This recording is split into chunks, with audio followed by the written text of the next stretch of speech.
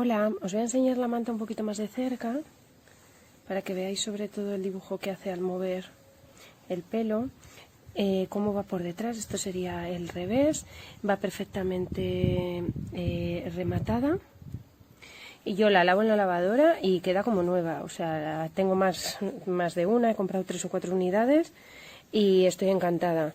No guarda nada de polvo, se lava súper bien, seca muy rápido. Vamos, para mí una de las mejores compras que he hecho de Amazon Basics.